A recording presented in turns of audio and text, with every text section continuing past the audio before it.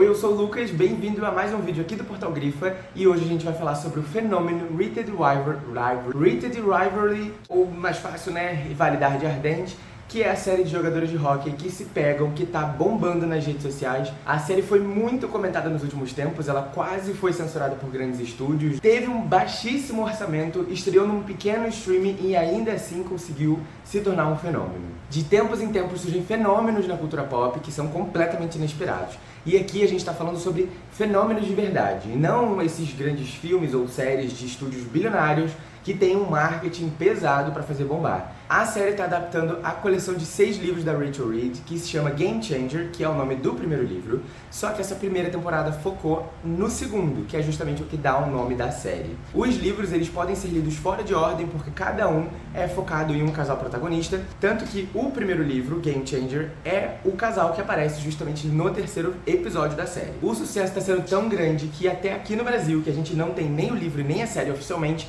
continua sendo assunto nos principais jornais aqui do país.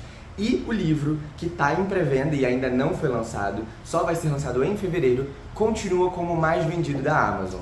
A coleção de livros começou como uma fanfic que a autora escreveu pensando nos personagens de Vingadores. Ela ganhou popularidade no Canadá, foi comprado lá pelo Crave, que é o estúdio canadense, e conseguiu aí sim o sucesso mundial. O burburinho começou a ganhar força quando as cenas do primeiro trailer viralizaram no TikTok. Os protagonistas Hudson William e Connor Story ganharam muita popularidade, eles saíram de completos desconhecidos, eles tinham menos de 10 mil seguidores e agora eles estão próximos de 1 milhão. E quanto mais próximo do lançamento, mais engajamento, tanto a série quanto eles ganhavam. E assim que a série lançou, ela rapidamente se tornou a produção original do Crave mais popular. E do primeiro para o segundo episódio, a audiência aumentou em 400%. Esse sucesso absurdo e instantâneo fez com que rolasse uma disputa milionária entre os principais distribuidores do mundo, para ver quem queria tirar a série, que era, até então estava só no Canadá, e levar ela para outros países. A HBO ganhou a disputa nos Estados Unidos, na Austrália, em parte da Ásia, parte da Europa e aqui na América Latina. Por isso que talvez a gente tenha a série ano que vem aqui no Brasil. Se você entrar no link do produto aqui no Brasil, a editora brasileira já colocou na descrição que chega em 2026 pela HBO Max. Então, talvez elas já saibam de algo que a gente ainda não sabe. Logo depois do terceiro episódio, ou seja, na metade da temporada, a série já tinha sido renovada para mais uma temporada. Porém, em entrevista para o GQ, os dois atores revelaram que já tem contrato, na verdade, para 3 temporadas. No finalzinho do quarto episódio, a música All the Things She Said toca e tem inclusive uma versão remix. E essas duas versões ganharam muita visibilidade também nessas últimas semanas.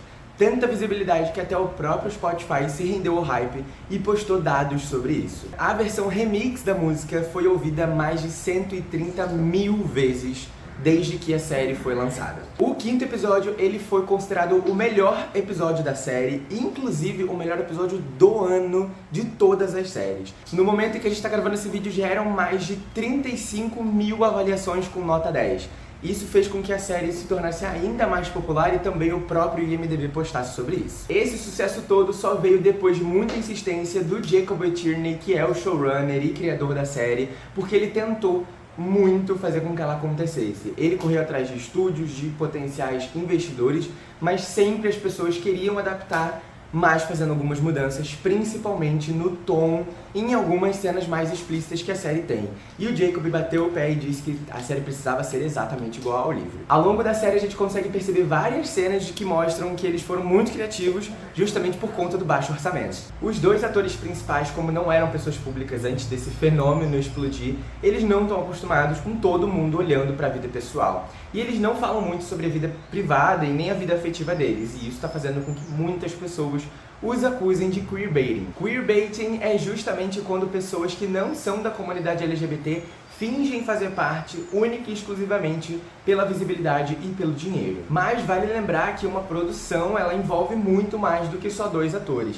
E nessa série a gente tem sim muita representatividade nos bastidores, como por exemplo o próprio Jacob, que é o showrunner da série, ele é abertamente gay, ele já falou sobre isso, sobre a importância da série, e o ator François Arnault, que é o que interpreta o Scott, que é um personagem muito importante também ao longo dessa série. Ele também é um homem abertamente bissexual, como ele revelou há alguns anos atrás. O personagem do François, que é o Scott, ele pode ainda ganhar mais visibilidade ao longo da série, já que o personagem dele é muito importante e aparece ao longo da coleção de livros. Porém, a segunda temporada já foi confirmada pelo próprio Jacob, que vai ser focada no último livro lançado até então, que é o livro em que a gente descobre mais sobre o futuro do nosso casal protagonista. Se você gostou desse vídeo, não esqueça de curtir esse vídeo, comentar o que você achou sobre a série ou se você vai assistir e também de se inscrever, porque a gente vai continuar postando muito sobre Rivalidade Ardente por aqui.